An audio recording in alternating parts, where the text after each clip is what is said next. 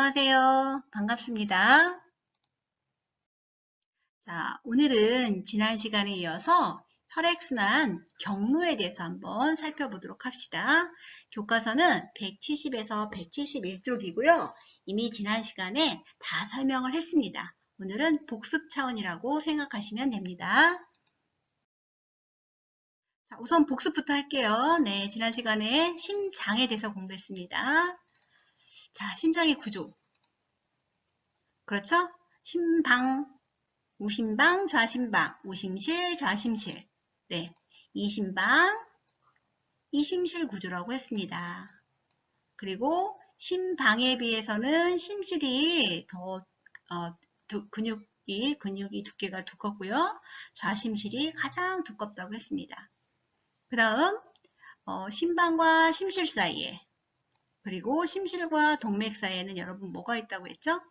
네, 판막이 있다고 했어요. 판막은 피의 역류를 방지하고 심장 이외의 정맥에도 이렇게 판막이 있다고 했습니다. 피의 역류를 방지한다고 했어요. 그리고 심방, 심실과 연결된 혈관을 한번 살펴볼게요. 자, 우심실이랑 연결된 혈관은 네, 폐동맥이고 그 다음 좌심방은 폐정맥, 좌심실은 대동맥, 우심방은 네, 대정맥이 되겠죠? 한번 연결해 볼게요. 자, 여기가 폐가 있었어요. 폐. 자, 폐에서 산소가 많이 있는 피가 이렇게 폐정맥을 통해서 들어오겠죠? 좌심방을 통해서 좌심실로 이렇게 들어와요. 좌심실에서는 네, 이렇게 대동맥으로 이렇게 나가는 거예요. 대동맥 나가서 우리 온몸을 돌다가 네, 온몸에서 조직세포 사이에 그 산소와 영양소를 주고 노폐물과 이산화탄소를 받아서 이렇게 네, 이산화탄소가 많은 피는 이렇게 파란색으로 할게요. 대정맥을 통해서 여기 대정맥 여기도 있어요. 이쪽에서도 들어오겠죠? 대정맥을 통해서 우심방으로 들어와요. 그래서 우심방에서는 우심실로 내려가고 우심실에서는 이렇게 네, 폐동맥을 통해서 바로 폐로 가겠죠. 그럼 폐에서는 다시 산소를 붙여서 이렇게 폐정맥, 좌심방, 좌심실로 이렇게 반복되는 것입니다. 자, 이때 요 심방과 어떤 혈관이 연결되어 있는지, 심실은 어떤 혈관이랑 연결되어 있는지 꼭 알아두셔야 됩니다. 자, 심실은 여러분 뭐랑 연결되어 있어요? 밖으로 나가는 혈관인 동맥이랑 연결되어 있죠. 이때 대동맥은 산소가 많은 피. 하지만 여러분 폐동맥은 산소가 많은 피가 아니라고 했어요. 폐동맥과 폐정맥은 반대라고 했습니다. 정맥은 심장으로 들어오는 피가 흐르는 혈관으로 심방으로 연결되어 있다고 했습니다. 이거 다시 한번 지난 시간에 공부한 거 다시 한번 복습해 보도록 하세요. 자, 그 다음 혈관입니다. 혈관은 동맥과 정맥을 연결하는 모세혈관으로 이루어졌다고 했어요. 이때 정맥에는 뭐가 있다고 했죠? 이렇게 가 거꾸로 오는 것을 막기 위해서 뭐가 있죠? 네, 판막이 있습니다.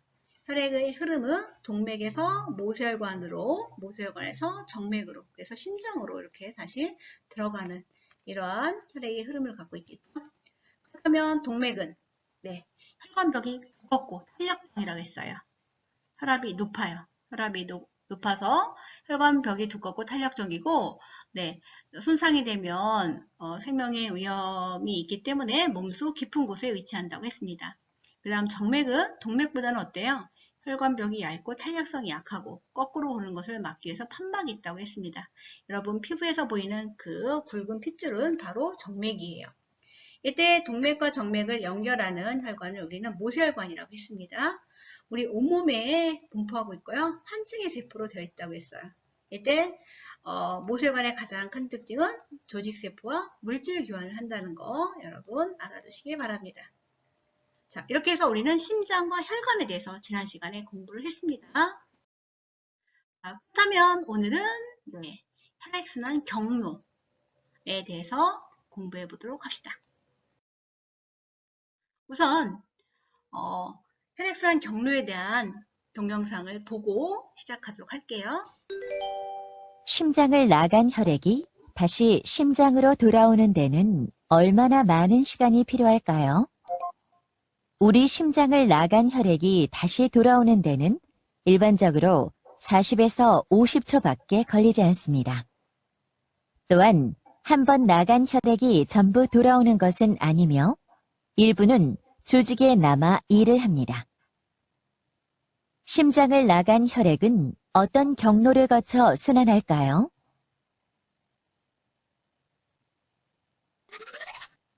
혈액순환을 알아보기 전에 정리해 볼 내용이 있습니다. 심장의 심실은 혈액이 나가는 곳으로 동맥과 연결되어 있으며 심장의 심방은 혈액이 들어오는 곳으로 정맥과 연결되어 있다는 점입니다. 그리고 많은 학생들이 잘못 알고 있는 것이 있습니다. 모든 동맥 속을 흐르는 혈액은 산소와 영양소가 풍부하며 모든 정맥 속을 흐르는 혈액은 이산화탄소와 노폐물이 많다고 생각하는 것입니다. 폐동맥과 폐정맥의 경우에는 이와 반대입니다. 즉, 대동맥 속을 흐르는 혈액에 산소와 영양소가 많은 것은 맞지만 폐동맥 속을 흐르는 혈액은 이산화탄소와 노폐물이 많습니다. 그리고 대정맥 속을 흐르는 혈액에 이산화탄소와 노폐물이 많은 것은 맞지만 폐정맥 속을 흐르는 혈액은 산소와 영양소가 풍부합니다. 이유가 무엇인지는 학습을 통해 알아봅시다. 심장의 좌심실에서 나간 혈액은 대동맥을 거쳐 온몸의 모세혈관으로 나뉘어 이동합니다. 모세혈관 속 혈액은 조직세포에 산소와 영양소를 공급하고 이산화탄소와 노폐물을 받아옵니다. 그 후 이 모세혈관은 대정맥으로 모인 후 심장의 우심방으로 들어옵니다. 우심방에 모인 혈액은 우심실로 가고 우심실을 나온 혈액은 폐동맥을 통해 폐로 이동합니다.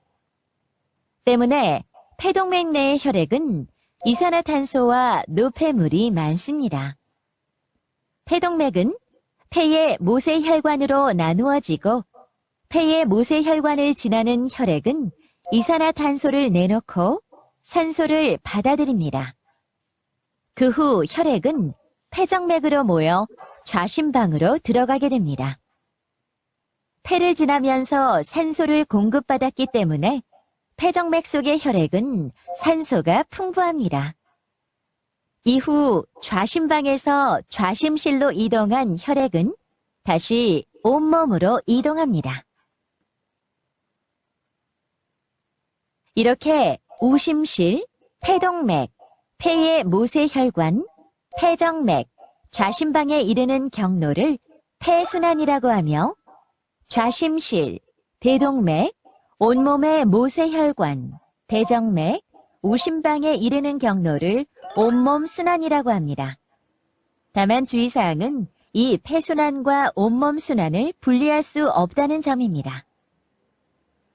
심장을 통해 나간 혈액이 온몸을 돈 후 심장으로 들어오고 다시 나가 폐를 거쳐 심장으로 돌아오는 경로는 서로 연결된 과정입니다. 우리의 심장은 하루에 10만 번 정도 수축하게 됩니다. 중학교 2학년을 기준으로 하면 태어나서 약 5억 1천만 번 정도의 수축이 있었던 것입니다.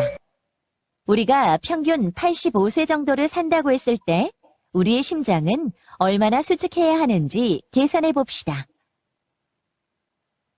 지금까지 혈액순환 경로에 대해 알아보았습니다.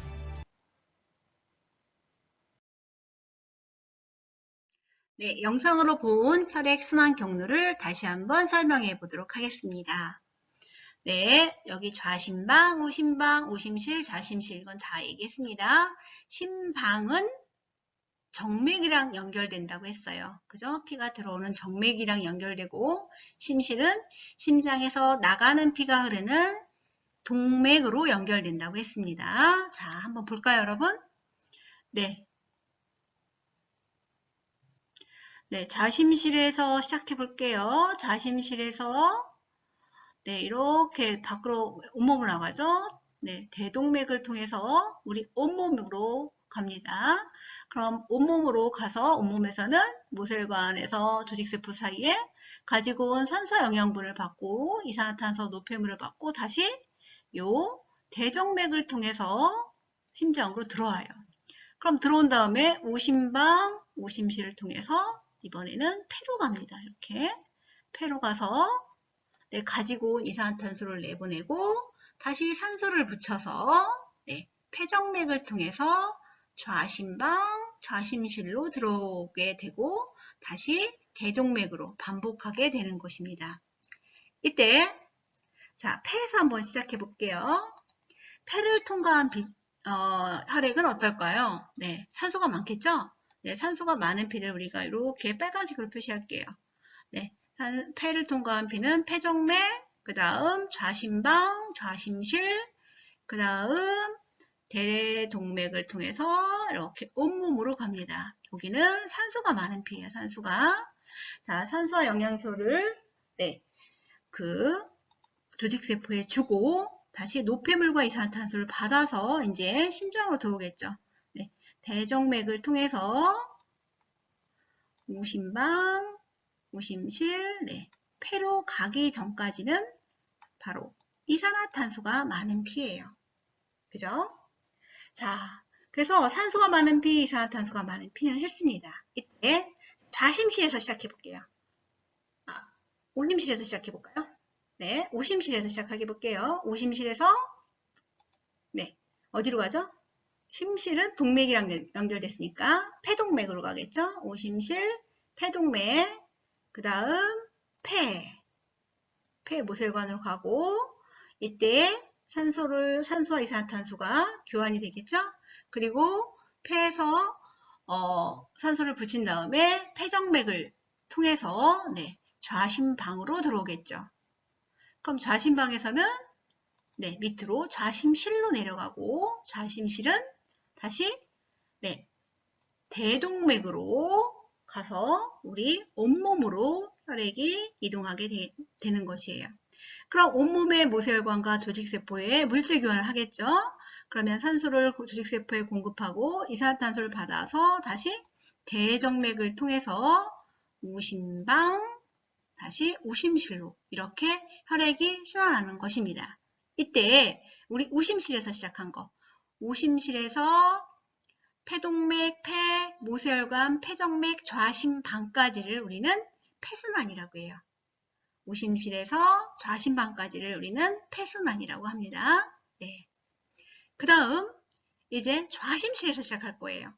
좌심실, 대동맥, 온몸, 대정맥, 오심방까지를 우리는 온몸순환이라고 해요. 온몸순환, 우리 온몸을 도는 순환이에요. 그래서 우리는 폐순환과 온몸순환의 경로를 알아두셔야 됩니다. 자, 폐순환은 오심실에서 시작하고 온몸순환은 좌심실에서 시작해요. 자, 요거 경로 꼭 알아두시기 바랍니다. 자, 그 다음 이때 폐를 통과한 피는 어떻다고 했죠? 네, 우리가 호흡에서 들어온 산소가 많기 때문에 폐를 통과한 폐정맥, 좌심방, 좌심실, 대동맥은 네, 산소가 많은 혈액이 되겠습니다. 그리고 온몸에서는 산소를 조직세포에 주고 이산화탄소를 받기 때문에 대정맥, 오심방, 오심실, 폐동맥은 그렇죠? 이산화탄소가 많은 혈액이라고 볼 수 있습니다. 그럼 또 다시 폐에서 산소를 붙이고요. 자, 여기서 꼭 알아둘 거. 폐순환 경로, 온몸순환 경로. 산소가 많은 곳, 그 다음 이산화탄소가 많은 곳을 여러분 꼭 알아두시기 바랍니다. 그리고 심방과 연결된 정맥들, 심실과 연결된 동맥들. 틀리기 쉬운 것은 네, 대동맥은 산소가 많은 피죠. 대정맥은 이산화탄소가 많은 피. 하지만 폐동맥은 반대라고 했어요. 이산화탄소가 많은 피고 폐정맥은 산소가 많은 피라고 했습니다. 여러분 폐순환 경로, 그 다음 온몸 순환 경로, 그 다음 산소가 많은 곳, 이산화탄소가 많은 곳. 이거 꼭 알아두시기 바랍니다. 엄청 중요한 거니까 다시 한번 그려보고 복습하도록 하세요. 자, 그 다음 171쪽입니다. 171쪽은 혈액순환 경로를 여러분 부록에 있는 그 심장과 화살표를 이용해서 나타내는 방법인데요. 자, 이거는 9월 4주에 우리가 과학 실시간 줌 수업을 한다고 했죠. 그 시간에 하도록 하겠습니다.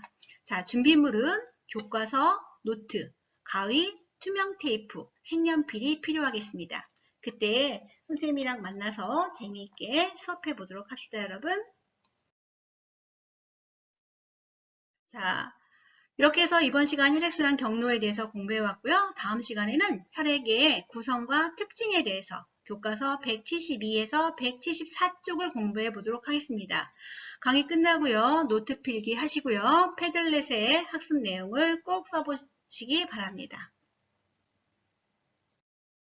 네, 수고 많으셨습니다, 여러분.